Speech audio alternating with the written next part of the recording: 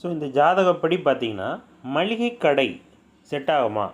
இவருடைய கேள்வி மளிகை கடை நான் செய்யலாமா வேணாமான்னு கேட்குறேன். மளிகை கடை அப்படிங்கும்போது பலசரக்கு பொருட்கள் சார்ந்த ஒரு விஷயம். இதற்கு காரக கிரகம் செவ்வாயாக வருகிறது. ஸோ அப்படி பார்க்கும்போது ஒரு ஜாதகத்தில் செவ்வாய் பலமாக இருப்பவர்கள் சூப்பர் மார்க்கெட், மளிகை கடை எல்லாம் பண்ணலாம்.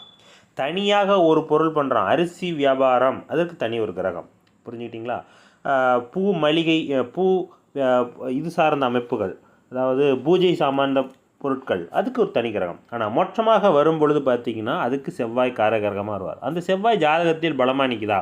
செவ்வாய் லக்னத்தில் நின்று சனி செவ்வாய் காம்பினேஷன்ஸில் நிற்கும் பொழுது எப்படி இந்த ஜாதகருக்கு மளிகை கடை பொருள், மளிகை கடை வியாபாரம் நல்லா வரும்? ஸோ வராது. அப்போ ஜாதகத்தில் எந்த தொழில் பண்ணலாம்னா, ஜாதகத்தில் யோக கிரகங்கள்னு சொல்லக்கூடிய கிரகம் எது, அது பலமாக இருக்கா இல்லையா, அது இல்லையா வேறு எந்த ஒரு கிரகம் நல்லா இருக்கோ அது சார்ந்த தொழில் பண்ணால்